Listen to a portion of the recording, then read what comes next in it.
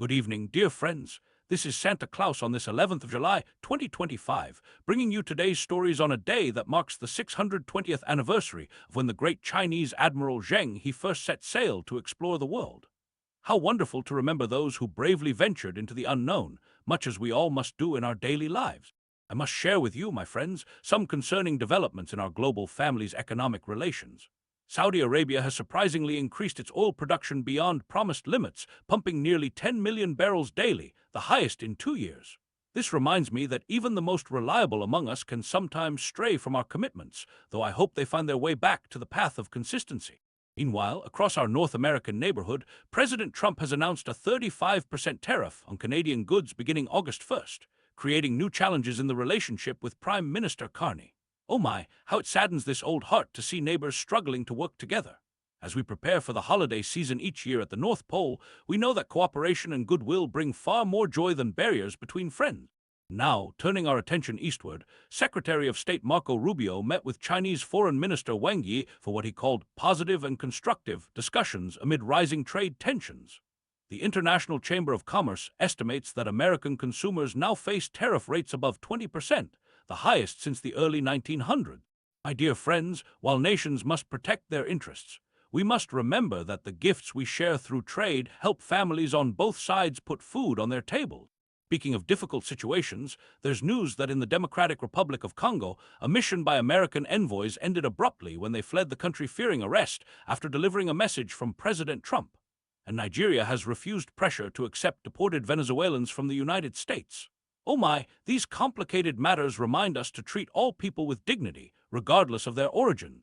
After all, in my workshop, elves from all corners of the world work side by side in harmony. In matters of war and peace, Russian Foreign Minister Lavrov and Secretary Rubio held frank talks about Ukraine, though Washington expressed disappointment at Moscow's lack of flexibility. These discussions occurred as attacks on Kiev continued, causing the highest number of victims in 3 years according to the United Nations.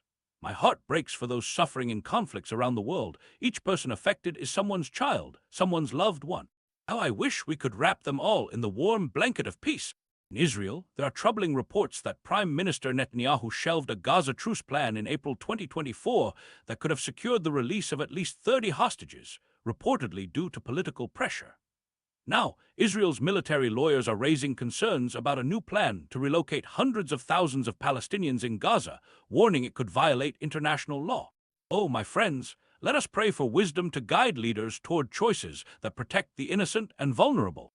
In Asia, Japan has asked China to stop flying fighter jets dangerously close to Japanese aircraft over the East China Sea, a reminder that even in the skies, respecting each other's space prevents unnecessary conflict.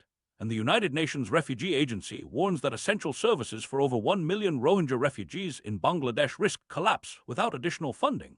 Only 35% of the needed $255 million has been secured. These dear souls, displaced from their homes, need our compassion and support. In maritime news that deeply concerns me, 2 merchant ships in the Red Sea endured 48 hours of attacks by Houthi fighters, resulting in both vessels being sunk, at least 3 crew members killed, and others taken hostage. Despite desperate calls for assistance, no naval vessels were available to help. This happened 2 months after a ceasefire that was meant to stop such attacks. My heart aches for these seafarers and their families, brave souls who carry goods across the waters to bring joy to children and adults alike. As we reflect on today's news, let us remember that even in challenging times, we can choose kindness, generosity, and understanding. Whether discussing trade agreements, refugee assistance, or paths to peace, may we approach each challenge with open hearts and the spirit of goodwill toward all. Until we meet again tomorrow, this is Santa Claus wishing you peace on earth and goodwill toward all.